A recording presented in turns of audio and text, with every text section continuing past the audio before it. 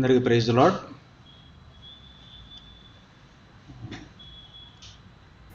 Praise the Lord brother. Praise Lord అండి. Praise the Lord. Glad to see you. So అందరూ కూడా టైంకి అనుకున్న టైంకి 8 గంటలకి దేవుని కృపలో ఎంతకాలం నుంచి ప్రేయర్ చేస్తున్నాం. బైబిల్ స్టడీకి జాయిన్ అవ్వగలిగాం. సో మన మధ్యలో శ్రీనివాస్ రెడ్డి అన్న కూడా ఉన్నారు. బ్రదర్ ఫస్ట్ స్టార్టింగ్ ప్రేయర్ చేస్తారు. తర్వాత ఈరోజు మనకు ఒక సాంగ్ ఉంటుంది. తర్వాత ఒక సబ్జెక్ట్ మీద మనం Bible over to brother Srinivas Reddy. అందరం మోకాళ్ళ మీదకి వద్దాం. అన్న ప్రేయర్ చేస్తారు. ప్రార్థన చేసుకుందాం. వినిపిస్తుంది బ్రదర్? వినపడుతున్నాను, చాలా క్లియర్గా వినపడుతుంది. సరే. మహాపరిశుద్ధుడు దేవా, పరలోకమున్న తండ్రి, మీ పరిశుద్ధమైన నామమునకు కూడా వందనాలు స్తోత్రాలు. ఎవరి ప్రభావ ఈ సాయంకాల సమయంలో ఇండియాలో ప్రభావ మరి తండ్రి, ఇక్కడ నేను మరి తండ్రి మేము కలిసి ఈ విధంగా బైబిల్ ధ్యానం చేసుకుంటానికి ప్రభావ మరొక అవకాశాన్ని మాకు శ్రద్ధలను బట్టి మీకు వందనాలు స్తోత్రాలు. మరి నన్ను చేసే అవసరం వచ్చే మందిరాన్ని బట్టి మీకు వందనాలు ప్రభావ. మరి అక్కడ మీరు స్వదేశ పదాన్ని కుటుంబాన్ని ఏర్పాటు చేసుకొని అక్కడ చేసిన పరిచయం బట్టి మీకు వందనాలు. అంత మాత్రమే కాదులేండి ప్రభావ, అక్కడ సంఘస్థలను బట్టి కుటుంబాలను బట్టి మీకు వందనాలు ప్రభావ. అందరూ కూడా తండ్రి మరి ఆత్మీయంగా ప్రభావ అన్ని వనరులు అన్ని సహాయం చేస్తున్న దానికి మీకు వందనాలు ప్రభావ. సృష్టికర్త అయిన దేవుడు, మమ్మల్ని కాచి కాపాడుతున్న దేవుడు, మమ్మల్ని రక్షించుకున్న దేవుడు, మాకు నిత్యం రక్షించిన దేవుడు మరి ప్రభావ. మరి మా జీవితంలో ప్రభావ లోకంలో రక్షించుకున్నారు దానికి మీకు వందనాలు. అంత మాత్రమే కాదులైనా ఆత్మీయంగా ఎదగడానికి మాకు అనేక వనరులు మాకు ఇచ్చారు. వాటిలో ప్రభావ ఏదైనా మరి వాక్యం అనేది ప్రభావ ఎంతో విలువైనది. మరి ప్రభావ సంఘస్థుల ప్రభావ అనేది ఎప్పటి నుంచో మరి ప్రార్థిస్తూ ఉన్నారు మరి బైబిల్ స్టడీ స్టార్ట్ చేసుకోవాలని.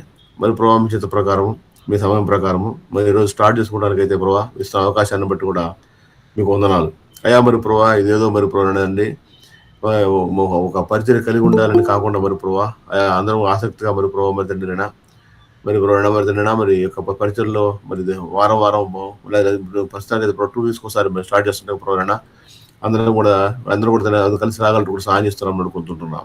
అవి వాక్యాన్ని ప్రోవాలంటే తండ్రి ఇక బైబిల్ స్టడీస్ ద్వారా పండించుకోగలరు సహాయం చేస్తున్నాం అనుకుంటున్నాం. సోదరుడు కూడా సతీష్ కూడా తండ్రి మరి ప్రయాసపడి ప్రోవాలంటే తండ్రినా మరి చక్కగా మరి ప్రోవాలైనా మరి ఈ బైబిల్ స్టడీ కొరకు సిద్ధపడి మాకు అందిస్తుండగా మరి తండ్రినా బ్రదర్ని మీరే మరి బలంగా వాడుకుంటారండి అయ్యా. మరి ప్రోవాలంటే తండ్రి ఈ యొక్క గడిపే మరి సమయాన్ని మరి పోరాడదండి ఏమాత్రం కూడా తినడం వ్యర్థంగా కాకుండా ప్రభావ ఆత్మీయం కాదు మాకు ఎంతో ఉపయోగపడినట్లుగా మేము వాక్య లోతును ప్రభావ ఈ యొక్క మరి పోరాడదండి బైబిల్ స్టడీస్ ద్వారా నేర్చుకోగలుగుతూ సహాయం చేస్తున్నామని ప్రత్యేకించి మరి పోరాడ అనేక మంది కానీ ప్రశ్నలు ఉంటాయి పోరాడదండి వాటిని కూడా పోరాడ బైబిల్ స్టడీ ద్వారా మీరు నేను ప్రభావ మీరు క్లారిఫై చేస్తున్నామని కూడా వేడుకుంటుంటున్నాం. ఈ విధంగా మరి వచ్చిన ప్రతి బిడ్డను బట్టి కుటుంబాన్ని బట్టి మీకు వందనాలు.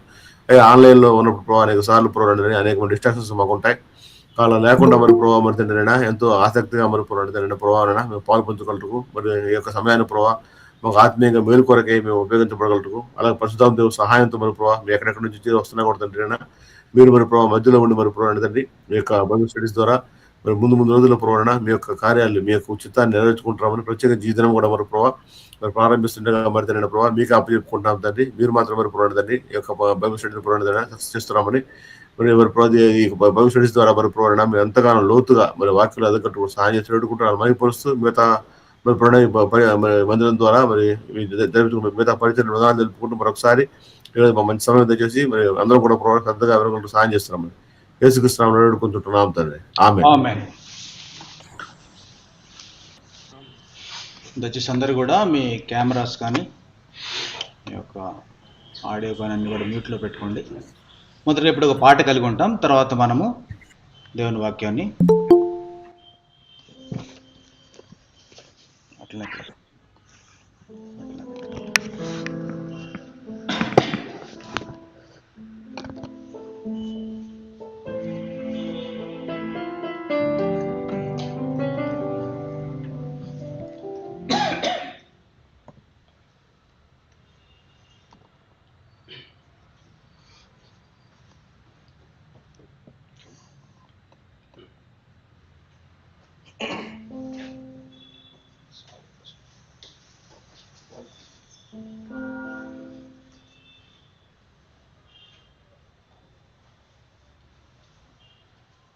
సాంగ్స్ కదా మీరు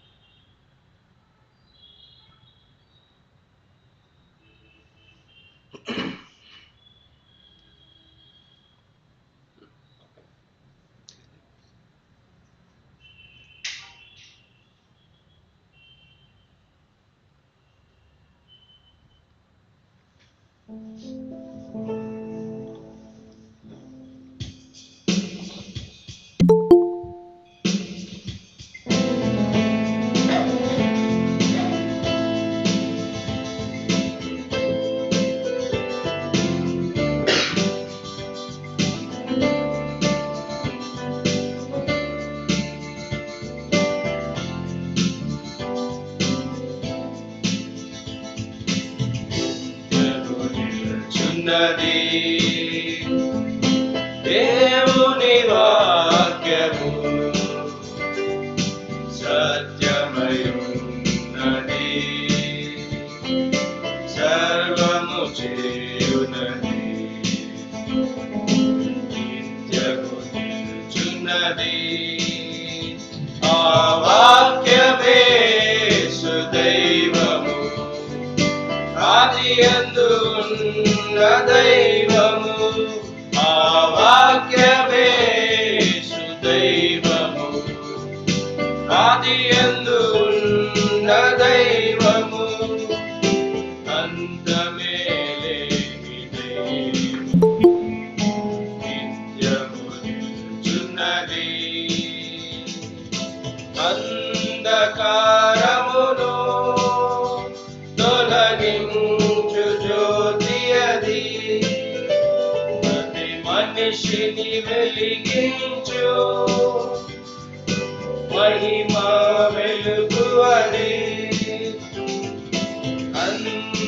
అంధకారమును తొలగించు జ్యోతి అది ప్రతి మనిషిని వెలిగించు ఆ మహిమా వెలుగు అది వెలిగించును నడిపించును త్రోవకు దీపమై వెలిగించును నడిపించును త్రోవకు దీపమై ఆ వెలుగు వాక్యమే ఆ వాక్యమే సుదైవము ఆదియందు ఉన్న దైవము ఆ వాక్యమే సుదైవము ఆదియందు ఉన్న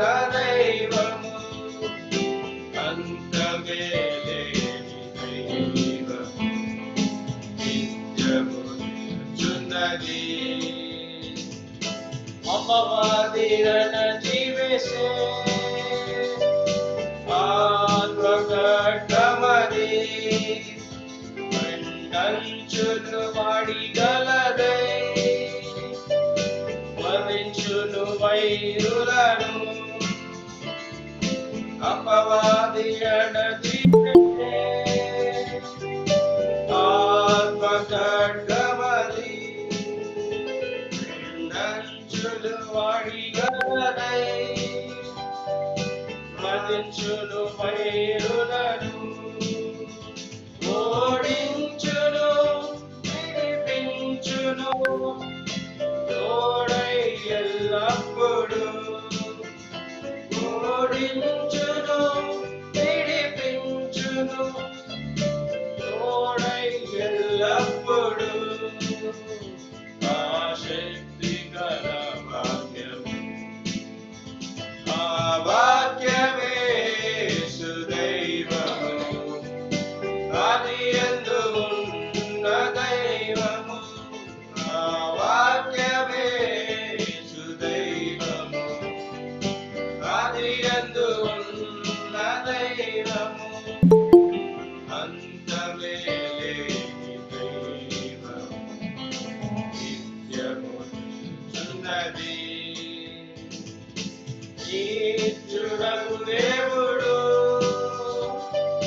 త్వరగా వచ్చుచున్నాడు జయించు వారినెల్లా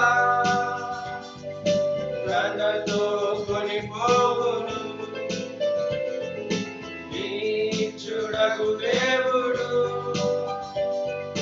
త్వరగా వచ్చుచున్నాడు జయించు వారినెల్లా కొనిపోవును తన వాక్యమునందు వర్ధిల్లుచు విజయుడవై ఉండుము తన వాక్యమునందు వర్ధిల్లుచు విజయుడవై ఉండుము హల్లెలూయా హల్లెలూయా ఆ వాక్యమే సుదైవము ఆదియందు ఉన్న దైవము ఆ వాక్యమే సుదైవము ఆదియందు ఉన్న దైవము అంతమే దైవము నిత్యము నిలుచున్నది దేవుని వాక్యము సత్యమయున్నది సర్వము చేయునది నిత్యము నిలుచున్నది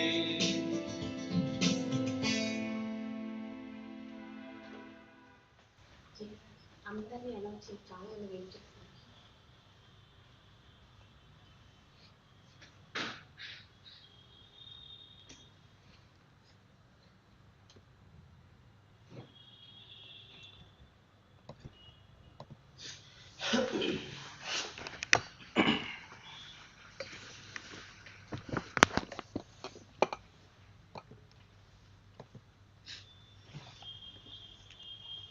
సో పాట అయిపోయింది. మనము ఇప్పుడు షెడ్యూల్కి వెళ్తాము. దయచేసి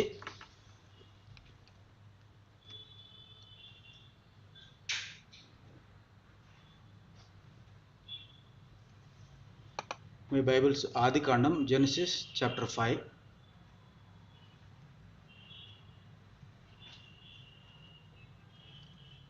ఆదికాండము 5వ అధ్యాయము 28 to 32 28 నుండి 32 వచనాల వరకు ఇక్కడ నోవహు గురించి మనం చూద్దాం. నోవహు గురించి చదువుదాం. మీకు స్క్రీన్ మీద వస్తుంది, నేను చదువుతాను, గమనించండి.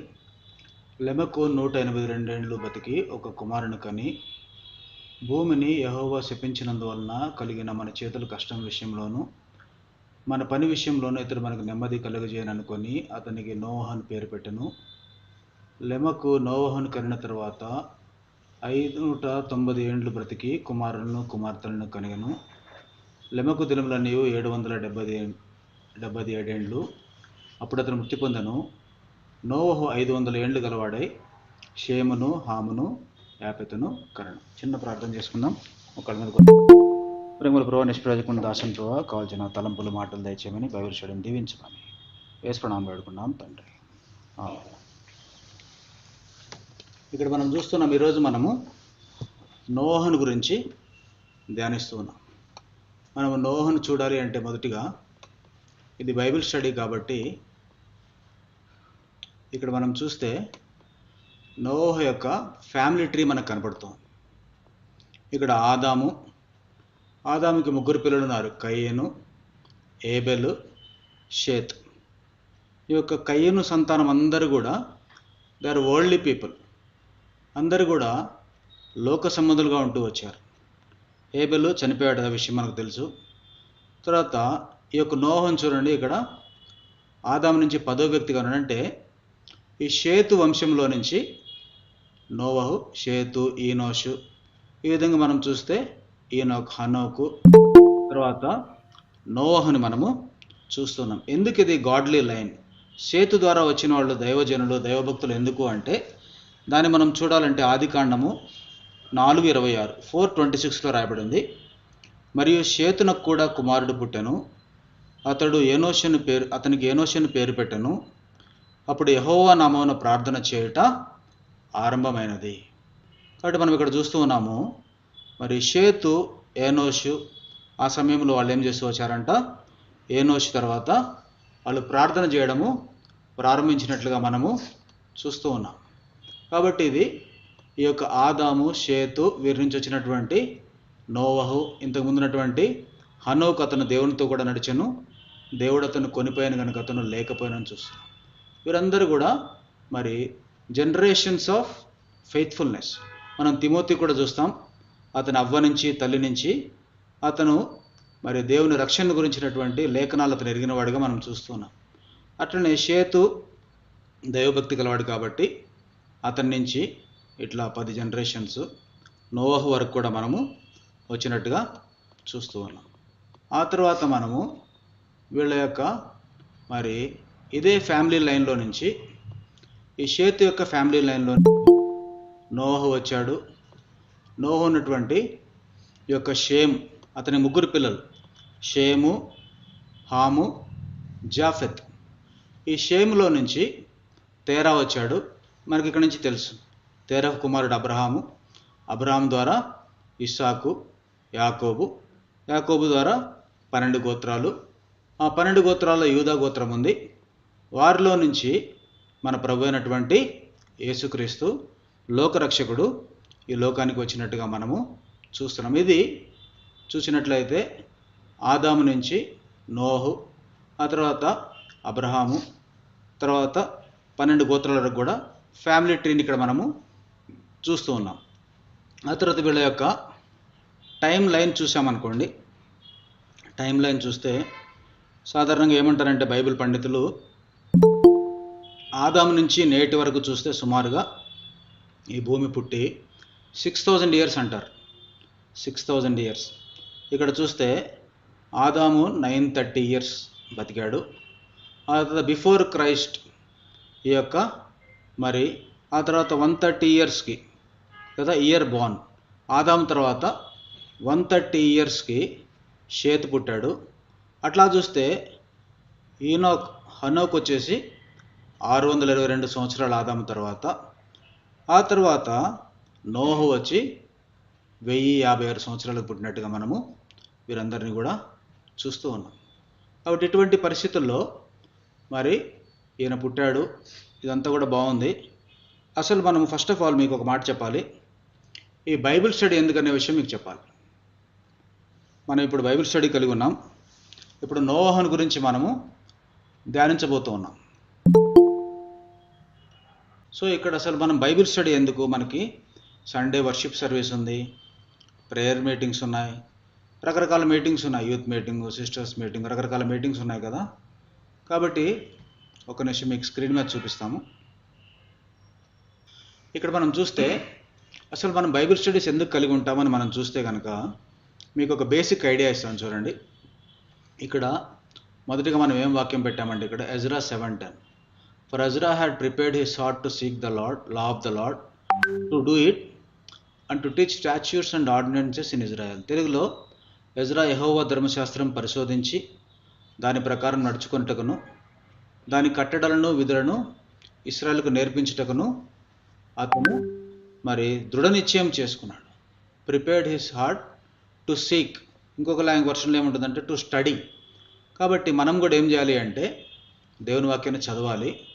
ఈ బైబిల్లో దేవుని వాక్యం చదవడానికి బేసిక్గా చదవడానికి దాని బేసిక్స్ ఏంటంటే there are 2 ways of studying in it అనమాట. ఒకటేమో ఇక్కడ టిక్ పెట్టాం చూడండి, ఇది కరెక్ట్ వే, ఇది రాంగ్ వే. మన బైబిల్ స్టడీ యొక్క పర్పస్ ఏంటి అంటే మన ఎజ్రా ఏ విధంగా దేవుని యొక్క వాక్యాన్ని to study it, to seek it, దాన్ని పరిశోధించాడు. మనం కూడా ఆ విధంగా పరిశోధించినప్పుడే దేవుని ఆశీర్వాదాలు పొందగలం. బైబిల్ స్టడీలో 2 విధానాలు ఏంటంటే, ఒకటి కరెక్ట్ విధానం, ఒకటి తప్పు విధానం ఉంది. కరెక్ట్ ఏంటంటే ఎక్సిజీసిస్. అర్థం ఏంటంటే literally means to lead out, the interpreter is led to his conclusion by following the scriptures. అంటే లేఖనాలను చదివి ఎవరైతే వాక్యాన్ని బోధిస్తున్నారో వాళ్ళు లేఖనములో నుంచి చెప్పే ప్రతి మాట కూడా లేఖనాన్ని ఆధారం చేసుకొని ఉంటుంది. మనందరం కూడా కోరుకోవాల్సింది, ప్రార్థించాల్సింది ఈ ఎక్సిజీసిస్, ఇది కరెక్ట్. రెండోది ఈసీజీసిస్ అని చూడండి, ఇది literally means to lead into. ఇక్కడేముంది, the interpreter injects his own ideas into the scriptures making it mean whatever he wants. అంటే mishandling the scriptures leading to misinterpretation. అంటే మన భాషలో చెప్పాలంటే అర్థం పర్థం లేకుండా, తలాతోక లేకుండా, ఏదంటే వాక్యం దాన్ని కలిపేసి, కాబట్టి రాంగ్గా కోట్ చేయడం కాకుండా మనం దాన్ని సరైనటువంటి అర్థం. ఇంకా సరైన అర్థం అంటే ఏంటి అంటే, మనం చూసాము, మనం ఈసీజీసిస్ అనేది ఎప్పుడు కూడా రాంగ్. మనము ఎక్సిజీసిస్లోకి వెళ్ళాలి.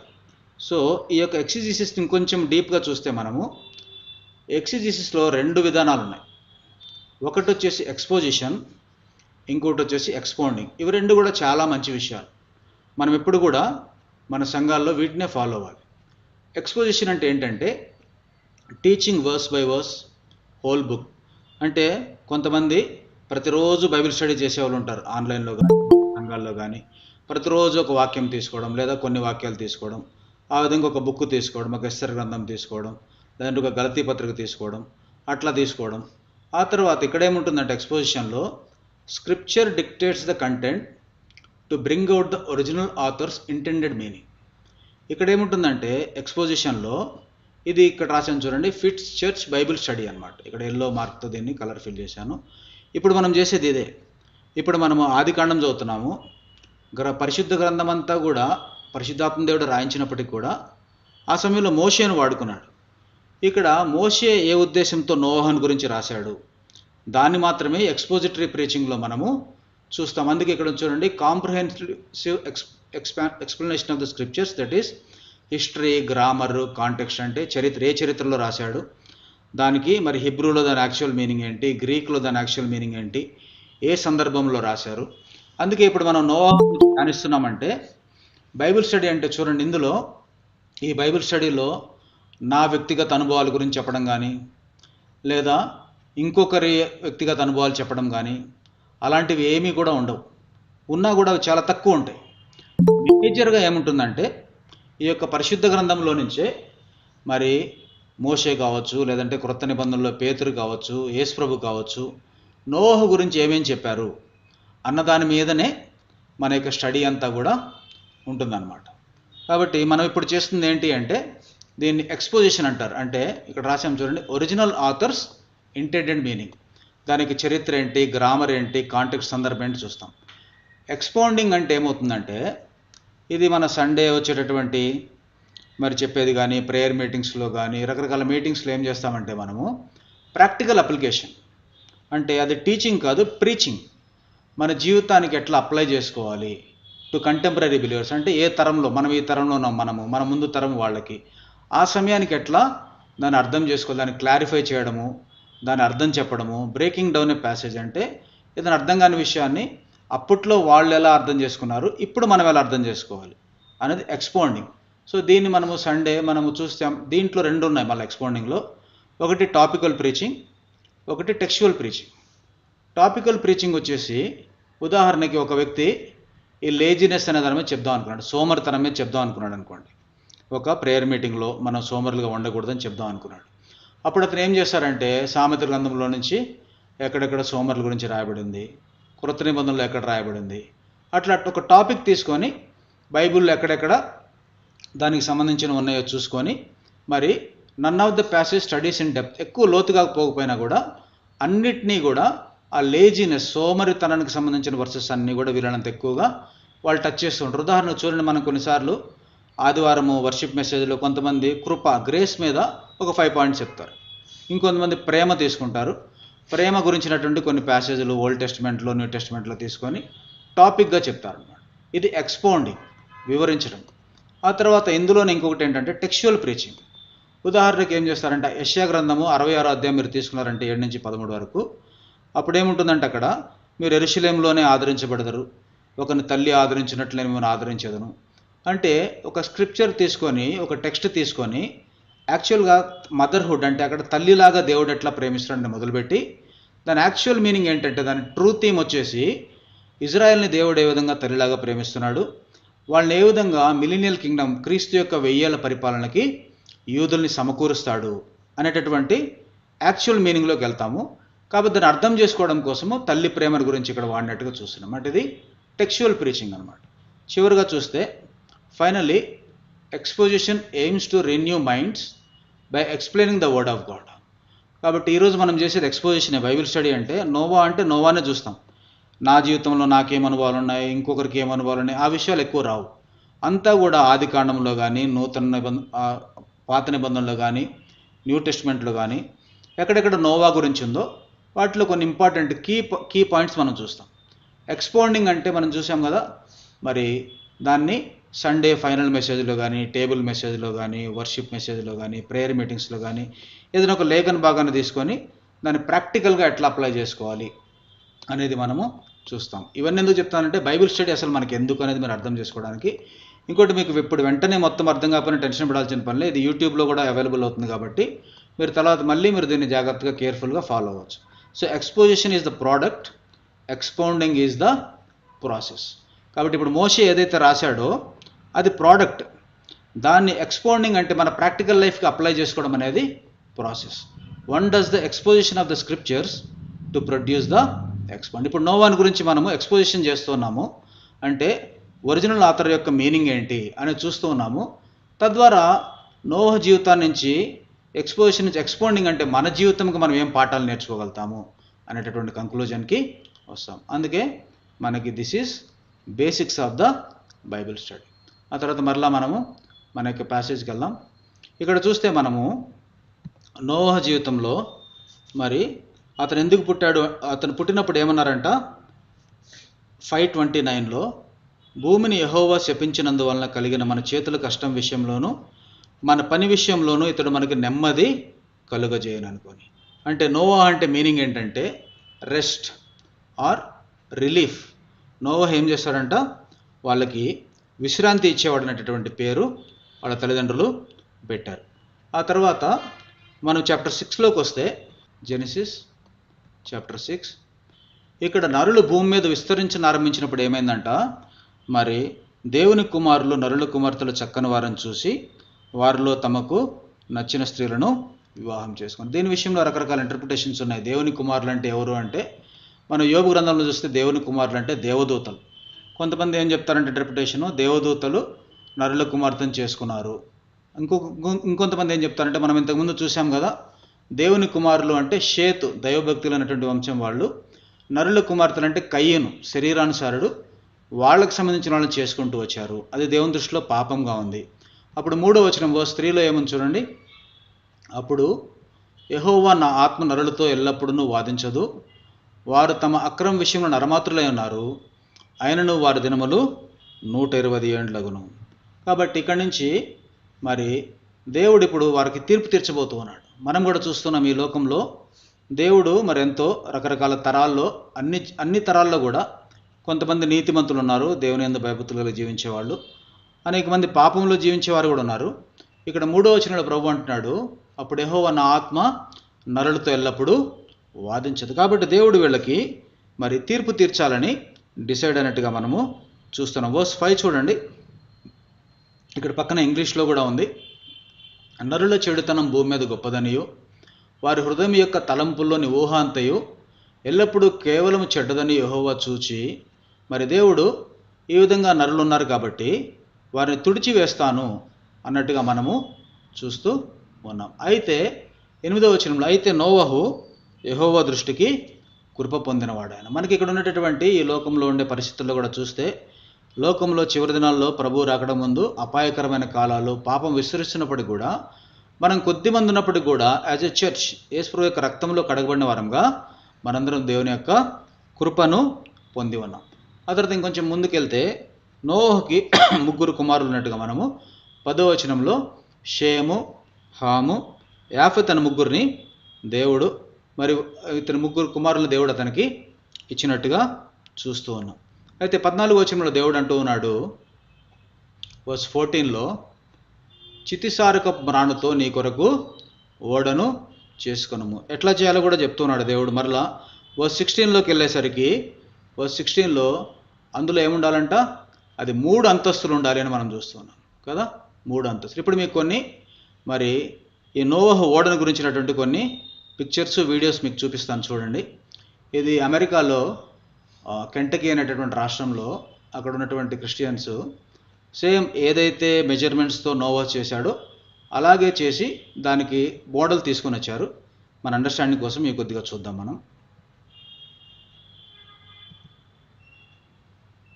ఇది లైఫ్ సైజ్ ఆర్క్గా మనం చూస్తూ ఉన్నాం. ఇది చూస్తే అమెరికాలో ఏదైతే నోవాహు ఓడ కట్టాడో అదే ప్రపోర్షన్లో కట్టాడు. మనం కూడా అర్థం చేసుకోవడానికి ఇది పనికొస్తుంది. ఇది రెయిన్బో ధనస్సు. ఇది చూస్తే మీరు ఆ యొక్క యాక్చువల్ సైజు కూడా 3 అంతస్తులది, 3 ఫ్లోర్స్ ఉన్నట్టుగా చూస్తూ ఉన్నాం. నోవాహు యొక్క కుటుంబం ప్రార్థన చేసినట్టుగా మనం చూస్తున్నాం. నోవాహు యొక్క 3 పిల్లలు. తర్వాత నోవాహు ఒక నల్ల పావురాన్ని విడిచి మరి నీరు ఇంకిపోయిందా లేదా అని చూస్తూ ఉన్నాడు. ఇది చూడండి ఎంత ఆ రోజుల్లో దాన్ని సుమారుగా 120 సంవత్సరాలంటే ఆ ప్రిపరేషన్ ఓడ కట్టడానికి 120 ఇయర్స్ పట్టిందంటే ఎంత చెట్లు నరకాలి, ఎంత వర్క్ చూడండి. ఆ రోజుల్లో ఇప్పుడున్నటువంటి పవర్ టూల్స్ కానీ ఏమీ లేవు. వాళ్ళే చుట్టుపక్కల ఉన్న జనాలందరూ ఎగతాళి చేస్తున్నా కానీ, అంతకుముందు మరి ఇట్లాంటి వరద లేదు, వర్షం లేదు. అయినప్పటికీ కూడా ఎంత హార్డ్ వర్క్ దీని వెనక ఉందో చూడండి. ఆ తర్వాత ఇక్కడ వీడియోస్ కూడా ఉన్నాయి కొన్ని.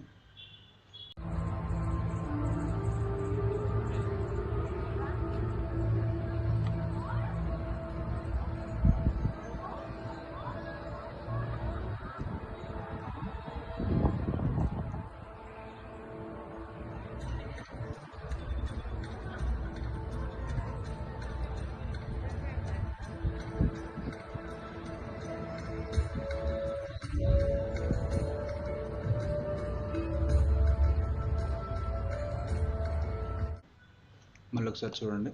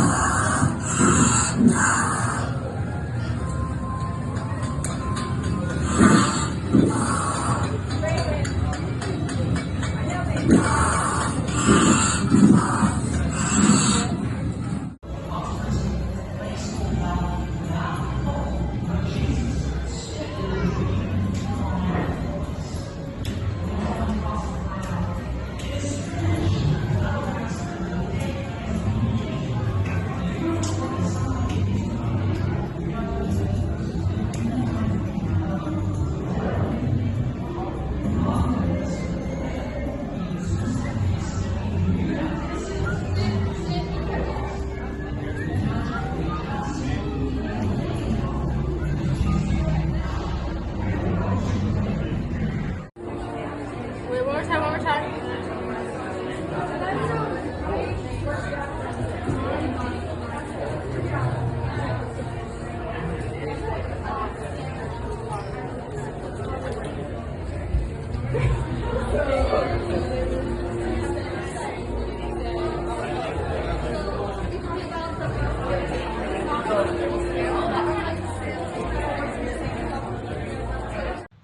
తర్వాత మరలా మనం దేవుని వాక్యం దగ్గరకు వద్దాం. ఇక్కడ మనం చూస్తే 6:22లో ఏం రాయబడింది? నోవాహు అట్లు చేశాను, దేవుడు అతనికి ఆజ్ఞాపించిన ప్రకారము యావత్తు కూడా దేవుడు ఏదైతే మెజర్మెంట్స్ ఇచ్చాడో అవన్నీ చేస్తూ వచ్చాడు. వర్స్ 18లో నోవాహు కవనెంట్, అయితే నీతో నా నిబంధన నేను స్థిరపరచును. అబ్రహాంతో దేవుడు చేశాడు, దావీదుతో, అలా రకరకాల క్రొత్త నిబంధనలు మన ప్రభువైన యేసుక్రీస్తు రక్తంతో చేసినట్టుగా మనం చూస్తున్నాము. ఆ తర్వాత ఏమైందంటే చూడండి, దేవుడు వీళ్ళని next chapter 7, Genesis chapter 7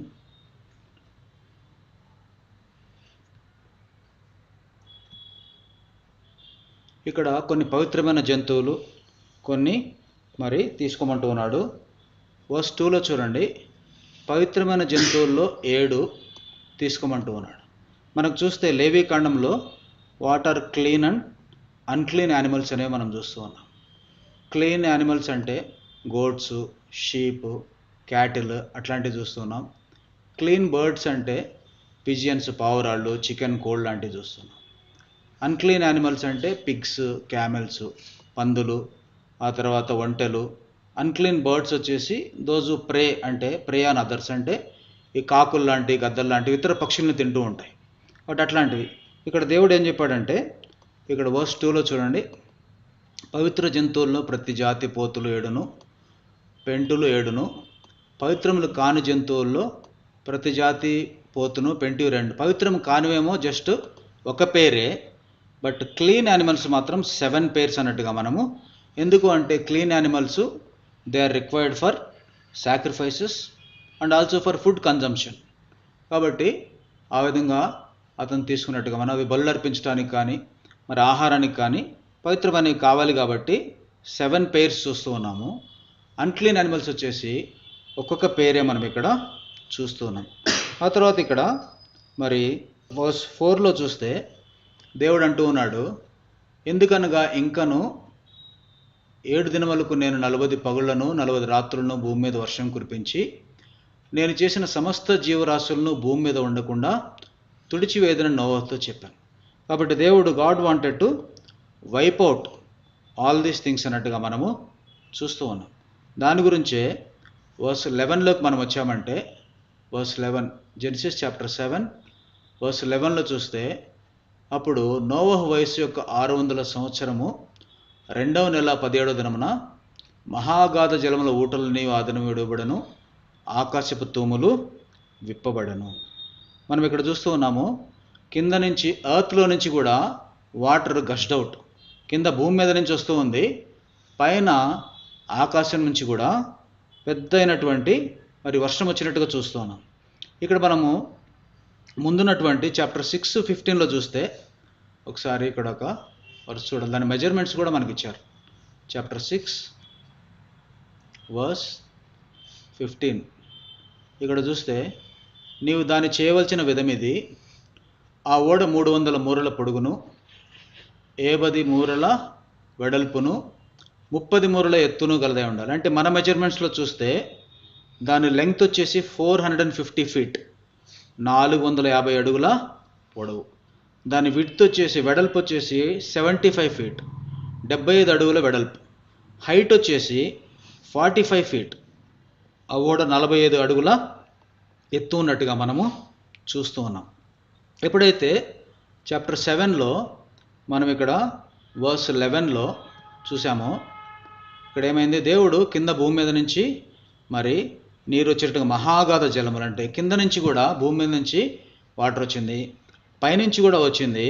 40 days కురిస్తే ఏమైందంట, వర్స్ 19 చూడండి, చాప్టర్ 7 వర్స్ 19 ఆ ప్రచండ జలములు భూమి మీద అత్యధికంగా ప్రబలినందున ఆకాశం కింద ఉన్నటువంటి గొప్ప పర్వతాలన్నీ కూడా మునిగిపోయినట్టుగా మనము చూస్తున్నాం. కాబట్టి భూమి మీద ఉన్నటువంటి ఎవ్రీ మౌంటైన్, అంటే మనం చూస్తే భూమి మీద అన్నిటికంటే కూడా ఎక్కువ పెద్ద మౌంటైన్ ఏదంటే మౌంట్ ఎవరెస్ట్ కదా. అది ఎంత ఉంటుందంటే సుమారుగా 29,000 ఫీట్ హైట్ ఉంటుంది, 29,000 అడుగుల అయితే అది నేపాల్కి చైనాకి బోర్డర్ మధ్యలో ఉంటుంది. కాబట్టి ఈవెన్ మౌంట్ ఎవరెస్ట్ కూడా మునిగిపోయినట్టుగా చూస్తూ ఉన్నాం. మనం కనుక వర్స్ 20లో చూస్తే ఇక్కడ 15 మూరల ఎత్తున నీళ్లు ప్రచండంగా ప్రబలను కనుక పర్వతములను మునిగిపోయాను.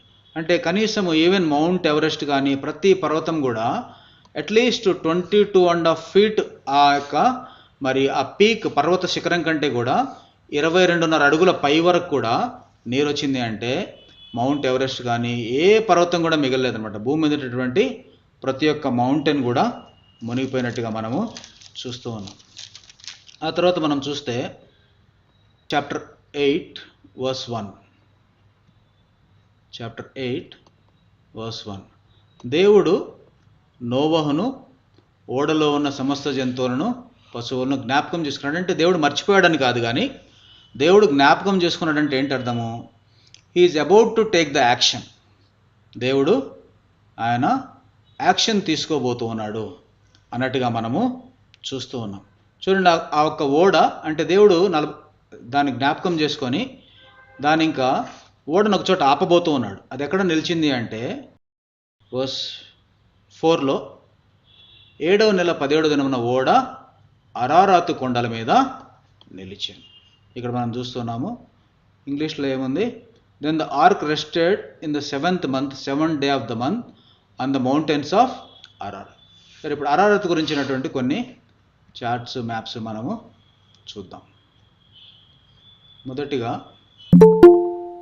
ఇక్కడ మనం చూస్తే ఇది ఫస్ట్ మ్యాప్ చూడండి. దీన్ని మొట్టమొదటిగా ఆదాము నుంచి మనము 10వ జనరేషన్లో నోవాను చూస్తూ ఉన్నాం. సో ఆదాముని ఏదైనా తోటలో దేవుడు పెట్టాడన్నాడు కాబట్టి బైబిల్ పండితులు ఏం చెప్తారంటే, ఏదేనంటే చూడండి ఎక్కడైనా ఉండొచ్చు లేదా ఎక్కడైనా ఉండొచ్చు. ఎందుకు వాళ్ళ కంక్లూజన్కి వచ్చారు అంటే, చూడండి, genesis describes the location of Aiden in relation to convergence of 4 rivers. ఆదికాండంలో 4 నదులు ఏదెను వనంలో నుంచి వెళ్ళినట్టుగా చూస్తున్నాం. వాటిలో 2 మరి మనకి తెలియదు కానీ, అంటే పీషోను గీహోన్ ఎక్కడుందో మనకు తెలియదు కానీ, ఇంకొక 2 నదులు అయితే మనందరికీ తెలుసు. ఏమున్నాయంటే అక్కడ ఇంకొక మిగిలిన 2 నదులు ఏంటంటే టిగ్రిస్ అండ్ యూఫ్రటిస్. టిగ్రిస్ అంటే ఈ ఇరాన్ పక్కన ఇక్కడ ఉన్నట్టుగా చూస్తూ ఉన్నాము. యూఫ్రటిస్ అనేది ఇక్కడ చూడండి, ఇక్కడ టిగ్రిస్ రివర్ ఉంది ఇక్కడ. ఆ తర్వాత ఇక్కడ యూఫ్రటిస్ రివర్ ఉన్నట్టుగా మనం చూస్తున్నాం. ఎక్కడి నుంచి అంటే టర్కీ నుంచి పారుతూ అట్లా సిరియా మీదుగా ఇరాక్ మీదుగా వచ్చి ఇక్కడ 2 నదులు కూడా కలుసుకొని ఈ పర్షియన్ గల్ఫ్లో కలిసిపోతూ ఉన్నాయి. ఇక్కడ పర్షియన్ యొక్క అగాధపు నీటిలో ఇక్కడ పై నుంచి స్టార్ట్ అయింది చూడండి, ఇక్కడ నుంచి స్టార్ట్ అయ్యి ఇక్కడ కిందకి, లేదా ఇక్కడ నుంచి స్టార్ట్ అయ్యి 2 కూడా టర్కీ నుంచి స్టార్ట్ అయ్యి, కాబట్టి ఏదైనా ఎక్కడ ఉండొచ్చు, ఏదర్ ఈ నార్త్లో పైన ఎక్కడైనా ఉండొచ్చు, లేదా ఈ పర్షియన్ గల్ఫ్ ఈ డౌన్లో ఎక్కడైనా కానీ, రెండిట్లో ఏదో ఒక ప్లేసు ఏదైనా ఉండేటటువంటి అవకాశము చాలా ఉంది. ఈ ఏరియా మొత్తం చూడండి, ఇక్కడ కానాన్ మొదలుకొని దీన్ని మొత్తాన్ని ఏమంటారంటే ఫర్టైల్ క్రిసెంట్ అంటారు. ఫర్టైల్ అంటే సారవంతమైంది, లేదా క్రిసెంట్ అంటే అర్ధచంద్రుడి ఆకారం అనుకోవచ్చు మనం. ఎందుకు దీన్ని ఫర్టైల్ క్రిసెంట్ అంటారంటే, this Fertile Crescent is called the cradle of civilization. అంటే మనిషి పుట్టిన తర్వాత ఈ ఏడెన్లో ఆదాము అవ్వ ఎక్కడో ఉండుంటారు, ఈ పైన కింద ఉండుంటారు, ఆ పక్కనే ఈ ప్లేస్ అంతా ఉంది. మనిషి పుట్టిన తర్వాత క్రేడిల్ అంటే ఉయ్యాల, చిన్నపిల్లలు పెట్టే ఉయ్యాల. సివిలైజేషన్ అంటే నాగరికత. అంటే నాగరికత ఆదాము అవ్వల తర్వాత వాళ్ళ పిల్లల తర్వాత ఈ యొక్క ఫర్టైల్ క్రిసెంట్ ఎక్కడి నుంచి స్టార్ట్ అవుతుంది, ఇక్కడ కానాన్ అంటే ఇక్కడ ఇజ్రాయెల్ దగ్గర నుంచి మొదలుపెట్టి ఇక్కడ లెబనాను, సిరియా, ఈ యొక్క ఇరాక్, ఇరాను, పైన టర్కీ, ఈ యొక్క ప్లేస్లోనే మొట్టమొదటి నాగరికత వెలసిల్లింది. అంటే ప్రజలు వ్యవసాయం చేయడం నేర్చుకున్నారు. ఆ తర్వాత they started to do the agriculture and also started to build the cities, పట్టణాలు కట్టడం నేర్చుకున్నారు. కాబట్టి దీన్ని మరి fertile crescent, the cradle of civilisation. ఇప్పుడు వీళ్ళది ఇక్కడ మౌంట్ అరారత్ ఇక్కడ ఉంది చూడండి, ఇది టర్కీలో వస్తుంది. ఇక్కడికి వచ్చేసి నోహోల యొక్క ఓడ ఆగినట్టుగా మనము చూస్తూ ఉన్నాం. దీని గురించి కూడా కొద్దిగా చూద్దాం. మౌంట్ అరారత్ గురించి ఇక్కడ చూస్తే, దీన్ని ఇప్పుడు ఉన్నటువంటి యాక్చువల్ పిక్చర్ మౌంట్ అరారత్. దీనికి చూస్తే 2 పీక్స్ ఉన్నాయి, 2 శిఖరాలు ఉన్నాయి. ఒకటేమో గ్రేటర్ అరారత్ వచ్చేసి సుమారు 17,000, 16+ అంటే 17,000 అడుగు ఉంది. లిటిల్ అరారత్ వచ్చేసి 13,000 ఫీట్ వరకు కూడా ఉన్నట్టుగా దీన్ని మనము చూస్తూ ఉన్నాం. ఆ తర్వాత ఇంకొంచెం చూద్దాము ఈ వీటిని గురించి. ఆ తర్వాత ఇది కూడా మౌంట్ అరారతే. ఇక్కడ మనకు 2 శిఖరాలు అనుకుంటా, ఇది ఒక పెద్ద శిఖరంలా కనపడుతుంది. ఇందా చూసాము, ఇది 17,000 వరకు ఉంది, ఇది 13,000 వరకు ఉన్నట్టు చూసాం. కాబట్టి ఈ 2 శిఖరాలు ఈ ప్లేస్కి వచ్చేసి, ఇదంతా కూడా టర్కీ దేశం. ఈ ప్లేస్కి వచ్చేసి ఈ యొక్క నోహ యొక్క ఓడ ఆగినట్టుగా మనము చూస్తూ ఉన్నాం. దాని గురించి ఇంకొకటి చూద్దాం. ఇది చూడండి, ఇది యాక్చువల్ వీడియో.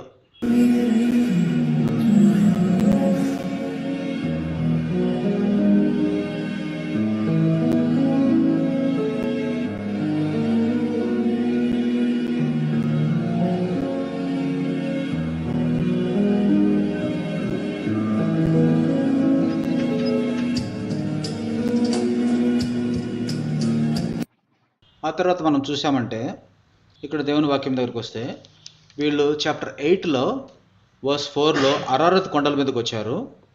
ఆ తర్వాత ఏం చేశారంటే వర్స్ 7 అతడు ఒక కాకిని విడిచిపెట్టాడు. ఫస్ట్ కాకిని విడిచిపెట్టాడు. విడిచిపెడితే అది అటు ఇటు తిరుగుతుంది.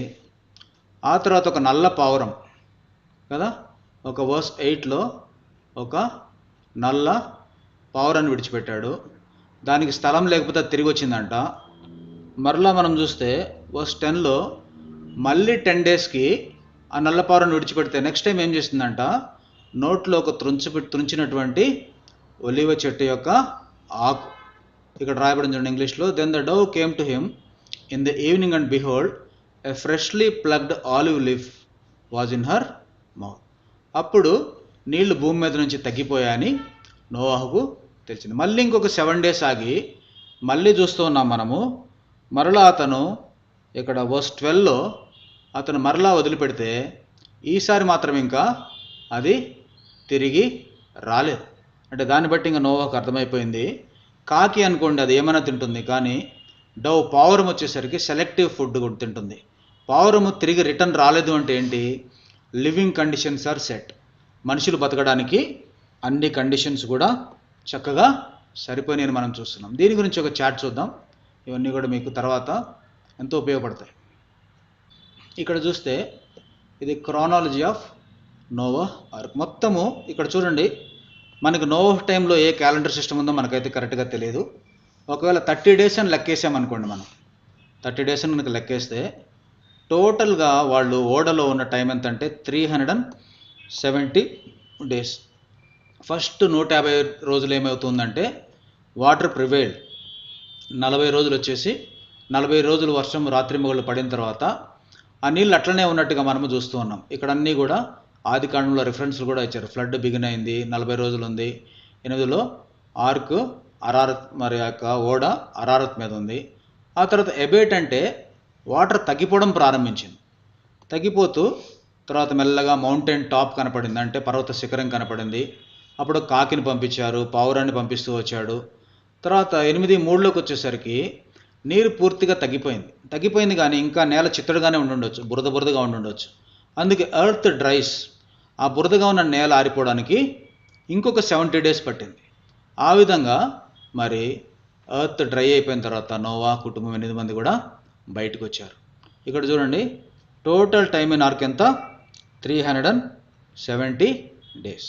అప్పుడు దేవుడు అంటూ ఉన్నాడు, మరి ఒకసారి అవి కూడా చూద్దాం మనం. ఇక్కడ మనం చూస్తూ ఉన్నాము నోవాహ్ యొక్క ఓడ.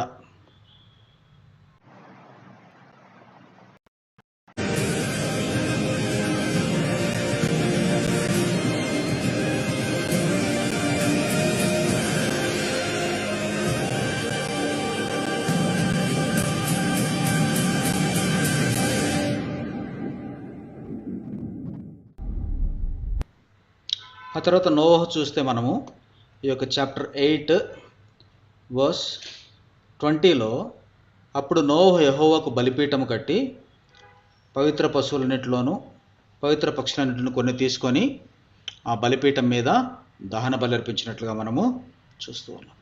కాబట్టి ఆ క్లీన్ యానిమల్స్ని, అంటే ఇక్కడ నోవాహ్ సాల్టర్ ఏం మాట్లాడుతుందంటే మనం కూడా ఫ్యామిలీ ప్రేయర్ కడిగి ఉండాలి. ఉదయం సాయంత్రం ఫ్యామిలీ ప్రేయర్ ఉండడం ద్వారా మనం దేవుని ఆరాధించడం, కృతజ్ఞతలు చెల్లించడం, ఆ విధంగా we can obtain the favour of God. దేవుని యొక్క దయని, కటాక్షాన్ని, దేవుని యొక్క ప్రొటెక్షన్ని కూడా మనం పొందగలుగుతాం.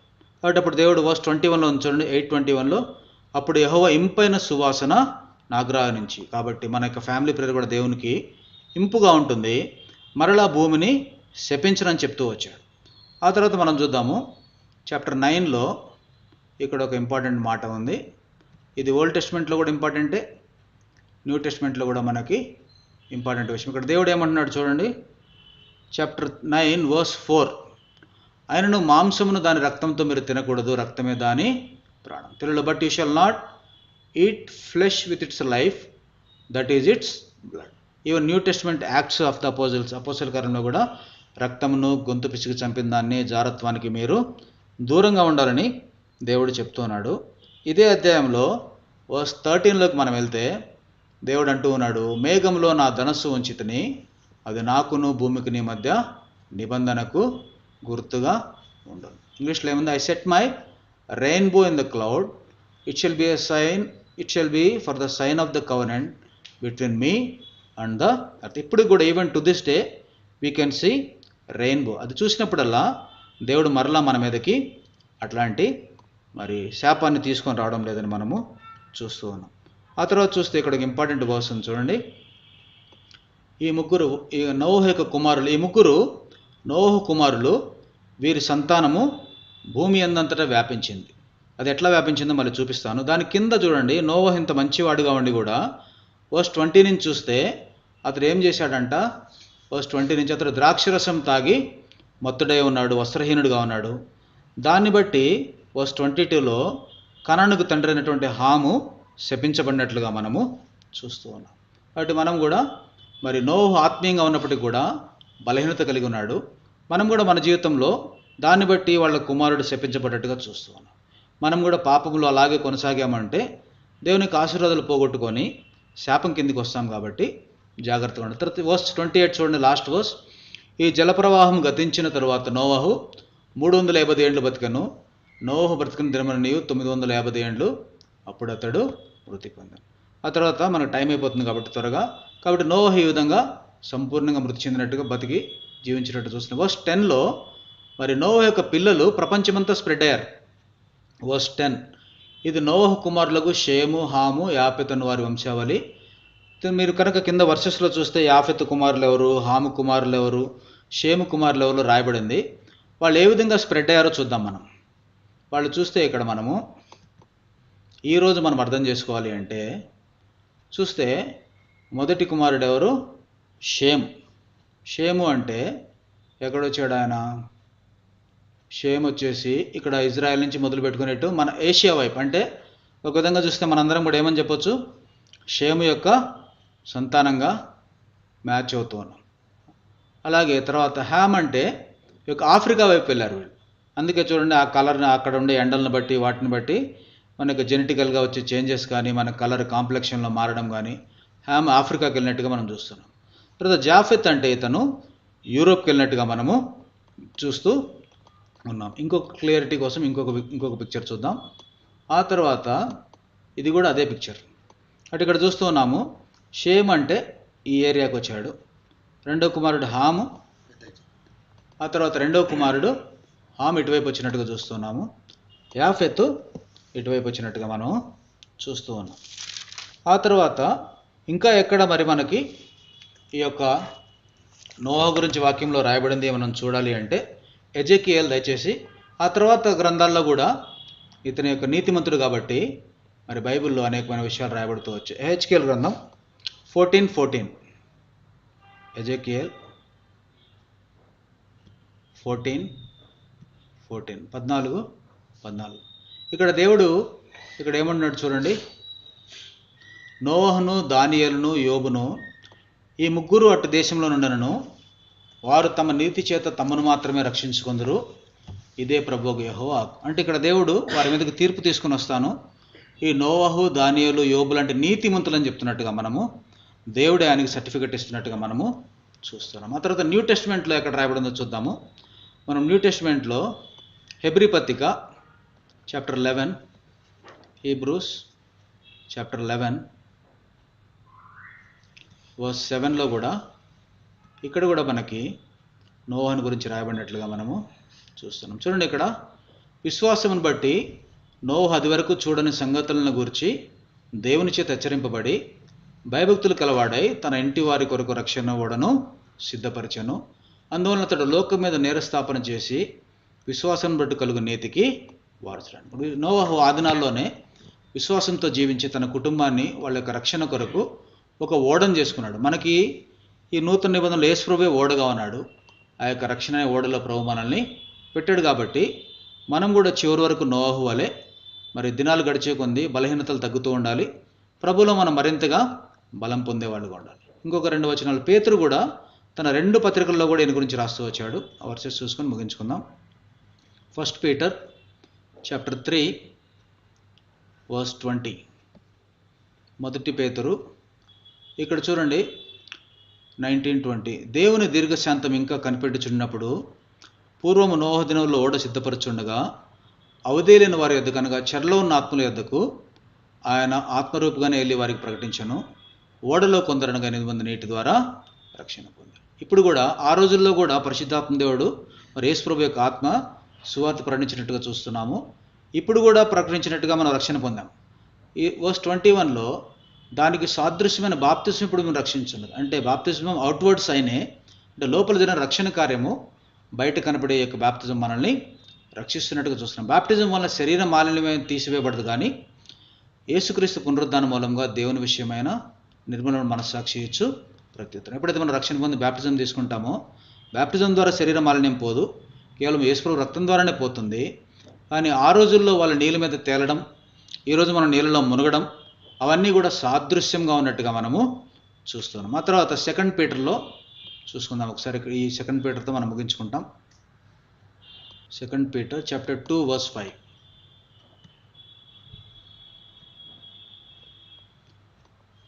ఇక్కడ కూడా మరలా పేతురు కూడా జ్ఞాపకం చేసుకున్నట్టుగా మనం చూస్తున్నాం. చూడండి, మరియు ఆయన పూర్వకాలం అందున్న లోకమును విడిచిపెట్టక భక్తిహీనుల సమూహం మీదకి జలప్రలయం రప్పించినప్పుడు నీతిని ప్రకటించిన నోవహును మరియు ఏడుగురిని, ద ప్రీచర్ ఆఫ్ రైచియస్నెస్.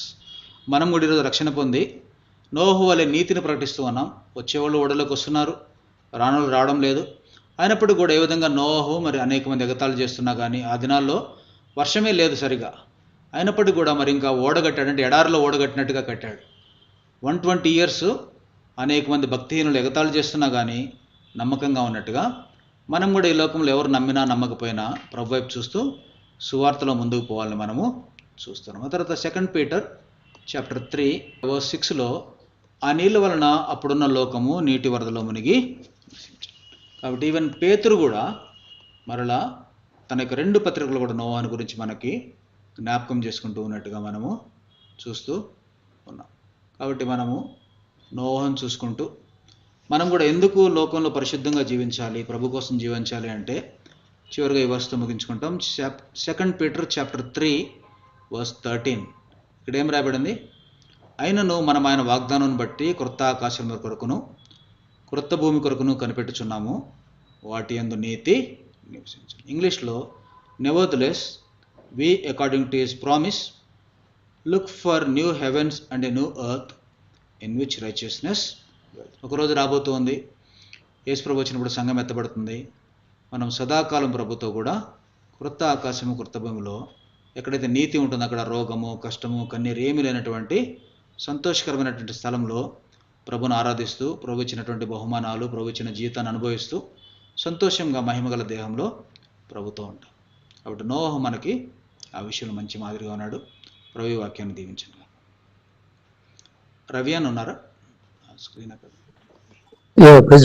అన్న ప్రైజ్ లార్డ్ అన్న ఫైనల్ ప్రేయర్ చేసి ఇదా ఓకే పెట్టు కనపడేటట్టు. ప్రేమపల్ల తండ్రి, మా ఘనమైన దేవా, మా దేవుడు మోనికుడు నిత్య నివాసి సరస్వతి తండ్రి, మా జీవితాలు పొడిగించి మా ఇష్టం పొడిగించి మీ కోరికతలు మీ సాధించుకొని ఈ యొక్క రాత్రికాల సమయంలో మనం మీ సందులో మా బైబిల్ స్టడీ కొరకై చేరి రావడానికి ఆన్లైన్లో చేసిన సాయం పడి వందనాలు. మీరు మా జ్ఞాపకం చేసిన మీ మాటలు బట్టి వందనాలు. మీ దాసుని నిలబెట్టుకుని నో జీవితాన్ని జ్ఞాపకం చేస్తూ వచ్చావు, అందుని బట్టి వందనాలు చెల్లిస్తూ వస్తున్నాం. నో ఏ విధంగా మరి మీ యొక్క మాటను అనుసరించి మీకు లోబడి మీ యందు విశ్వాసంతో అనే విధంగా మరి అప్పటి వరకు భూమి మీద వర్షం గురించి ఆ ప్రజలకు తెలియదు, వర్షం వస్తుందనే విషయం కూడా తెలియదు. అయినప్పటికీ నమ్మి ప్రభా మరి మీ మాటను విని మీరు చెప్పిన విధానంలో ఆ యొక్క 3 అంతస్తుల ఓడను తను నిర్మిస్తూ వచ్చాడు. అంతేకాకుండా మరి సకల జాతి పక్షుల్ని జంతువుల్ని ఈ విధంగా వాటన్నిటిని మరి దానిలోకి తీసుకెళ్తూ వచ్చినాడు. అది మీ ఆజ్ఞ ద్వారా అవన్నీ మా నోవ దగ్గర చేరుతూ వచ్చినాయి. కానీ మానవుడు జ్ఞానం కలిగిన వాడు అయినప్పటికీ నోవ మాట వినలేదు. 120 సంవత్సరాల పాటు మరి నోవ తెలియజేస్తూ వచ్చాడు. అంతేకాకుండా ఆ ఓడ కట్టడానికి వచ్చిన ఆ పనివారు కూడా నమ్మలేకపోయారు. అదే కాకుండా ఆ ఓడ నిర్మించే సమయంలో అనేక మంది మరి నోవహును ఎగతాళి చేస్తూ వచ్చారు. అయినప్పుడు వాటి అన్నిటినీ సహించి తను మరి మీ యందు విశ్వాసంతో ఉండడం ద్వారా తన కుటుంబాన్ని రక్షించుకోగలుగుతూ వచ్చాడు. తను నీతిమంతుడిగా నిలుస్తూ వచ్చాడు. తద్వారా చరిత్రలో ఒక నీతిమంతుని ద్వారా ఏ విధంగా మరి తిరిగి ఈ యొక్క సృష్టిని మీరు పునర్నిర్మిస్తూ వచ్చారు, అది మా జ్ఞాపకం చేస్తూ వచ్చావు. వారు ఈ విధంగా నోవహు యొక్క ముగ్గురు కుమారులు ఏ ప్రాంతాలకు వెళ్తూ వచ్చినారో జ్ఞాపకం చేసుకోవచ్చు. వారి ద్వారా ఈ యొక్క సృష్టి యావత్తు తిరిగి రివైవ్ కావడానికి చేసిన సాయపడుతున్నాను. వీటన్నిటిలో నోవహు యొక్క వ్యక్తిగత జీవితం మాకెంతో మాదిరికరంగా మరి మీరు ఉంచినారు. కాబట్టి ప్రభా, నోవహు వారన్నీ ఉన్నప్పటికీ, మీకు లోబడినప్పటికీ, నీతిమంతుడిగా జీవించినప్పటికీ తన దేహంలో కూడా బలహీనతను బట్టి తనకు ఒక కుమారుని విషయంలో మరి నష్టం అనుభవిస్తూ వచ్చినాడు. ఏదైనప్పటికీ మేము వీటన్నిటినీ మీరు మా కొరకై మీరు రాయించి ఉంచిన మీ యొక్క ప్రేమ, మీ కృపను బట్టి వందనాలు. అంతేకాకుండా మాకు తెలియజేసిన మీ మాటలు బట్టి వందనాలు చెల్లిస్తున్నాం.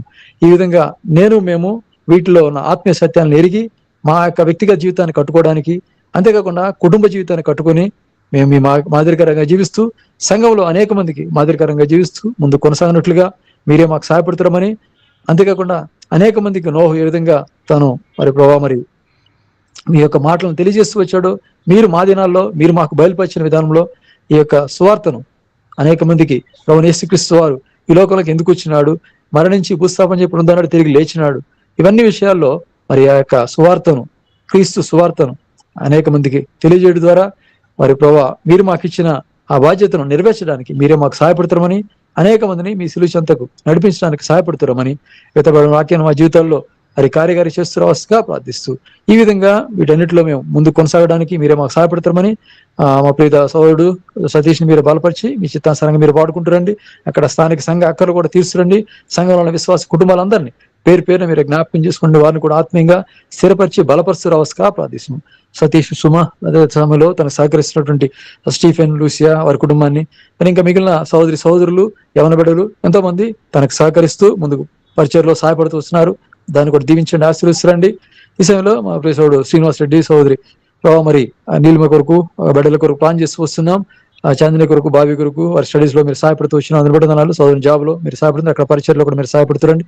ఈ విధంగా మీరు మాకు ఇచ్చిన యొక్క శ్రేష్టమైన సమయాన్ని బట్టి మరొకసారి వందనాలు చెల్లిస్తూ ఈ యొక్క విధమైన వాక్యాన్ని నీరుకటి ఫలం చేస్తామని, ఆత్మీయంగా మీరు మమ్మల్ని బలపరిచి ఇంకా లోతైన మరి ఆత్మీయ విషయాలు ఎరిగి దాని ప్రకారం జీవించడానికి, కేవలం విని వదిలిపెట్టే వారంగా కాకుండా యాకోబు రాసిన పత్రిక మరి మొదటి 22 వచ్చిన ప్రకారం వాక్యానుసారంగా జీవించడానికి, వాక్యానుసారంగా ప్రవర్తించడానికి మీరే మాకు సహాయపడుతున్నామని యేసుక్రీస్తు నామమున స్తుతించి ప్రార్థించి అడిగి పెట్టుకుంటున్నాం తండ్రి. ఆమేన్. ఆమేన్. బెనడిక్షన్ ఇవ్వండి రవి అని.